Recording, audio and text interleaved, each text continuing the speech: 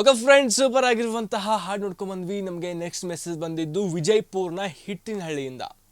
ವಿಜಯಪುರಿಂದ message ಮಾಡಿದ್ರೆ ಹಿಟ್ಟಿನಹಳ್ಳಿಯಿಂದ ನಮ್ಮ ಹನುಮಂತರಾಯ್ ಬಿರಾದರ್ ಅವರು.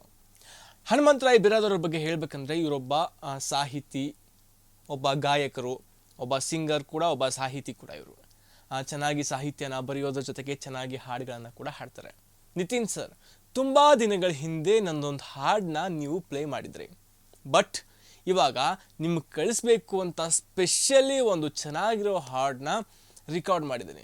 ಇವಾಗ ಆ ಹಾಡು ನಿತಿನ್ ಸರ್ಗೆ ಇಷ್ಟ ಆದರೆ ಪ್ಲೀಸ್ ಪ್ಲೇ ಮಾಡಿ ಅಂತ ಹೇಳಿ ಸರ್ ಅಂತ ಮೆಸೇಜಲ್ಲಿ ಟೈಪ್ ಇತ್ತು. ಹೌದಾ? ಸೊ ನೀವು ಹಾಡಿರೋ ಹಾಡು ಸೂಪರ್ ಆಗಿದೆ, ನಿತಿನ್ ಸರ್ಗೂ ಇಷ್ಟ ಆಗಿದೆ. ಸೊ ಇವಾಗ ನಿತಿನ್ ಸರ್ ಇಷ್ಟ ಆದರೆ ಏನು ಮಾಡ್ತಾರೆ? ಪ್ಲೇ ಮಾಡ್ತಾರೆ. ಹೌದಾ? ಸೊ ಇಷ್ಟ ಆದರೆ ಪ್ಲೇ ಮಾಡಿ ಅಂತ ಹೇಳಿದ್ರಿ. ಸೊ ಕಷ್ಟಪಟ್ಟು ರೆಕಾರ್ಡ್ ಮಾಡ್ತಿದ್ದಾರೆ. ಹೌದಾ? ನಾನು ಪ್ಲೇ ಮಾಡಿಲ್ಲ ಅಂದರೆ ತುಂಬ ಬೇಜಾರಾಗುತ್ತೆ ತಾನೇ ನಿಮಗೆ? ಎಸ್, ನಿತಿನ್ ಯಾವತ್ತೂ ಯಾರಿಗೂ ಬೇಜಾರು ಮಾಡಲ್ಲ. ಎಸ್, ಅದಕ್ಕೆ ಹನುಮಂತರಾಯ್ ಅವ್ರ ಹಾಡನ್ನ ನಾನು ಇವಾಗ ಪ್ಲೇ ಮಾಡ್ತಾ ಇದ್ದೀನಿ. ನೋಡ್ಕೊಂಬರೋಣ ಬನ್ನಿ.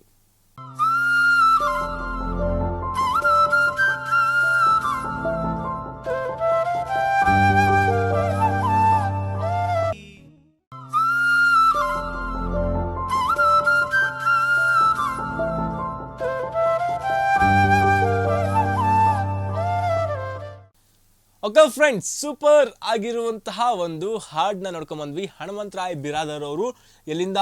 ವಿಜಯಪುರಿಂದ ಕಳಿಸಿರುವಂತಹದ್ದು. ಹನುಮಂತರಾಯ್ ಸರ್, ಸೂಪರ್ ಆಗಿತ್ತು. ನಾನು ಈ ಹಿಂದಿನ ಸಂಚಿಕೆಯಲ್ಲೂ ನಿಮಗೆ ಹೇಳಿದ್ದೆ ಅಂತ ಅನಿಸುತ್ತೆ. ಒಳ್ಳೆಯ ಅವಕಾಶಗಳಿಗಾಗಿ ಸರ್ಚ್ ಮಾಡಿ ಹುಡ್ಕಾಡಿ ಬಿಡೋಕೆ ಹೋಗಬೇಡಿ. ಚೆನ್ನಾಗಿ ಹಾಡ್ತೀರ ಕಣ್ರಿ. ಮೂವೀಸಲ್ಲಿ ಹಾಡಿ, ಚೆನ್ನಾಗಿರುವಂತಹ ದೊಡ್ಡ ದೊಡ್ಡ ಸ್ಟೇಜ್ಗಳ ಮೇಲೆ ಹಾಡಿ, ಚೆನ್ನಾಗಿರುವಂತಹ ರಿಯಾಲಿಟಿ ಶೋಗಳಿಗೆ ಆಡಿಷನ್ ಕೊಡಿ, ಚೆನ್ನಾಗಿರುವಂತಹ ವೇದಿಕೆಗಳನ್ನು ಗಿಟ್ಟಿಸ್ಕೊಳ್ಳಿ ಅಂತ ಹೇಳ್ತಾ, ನಿಮಗೋಸ್ಕರ, ನಿಮ್ಮ ವಿಜಯಪುರ್ನ ಸಂಪೂರ್ಣ ಜನತೆಗೋಸ್ಕರ, ಮತ್ತೆ ಇಂಪಾರ್ಟೆಂಟ್ ಯಾರು?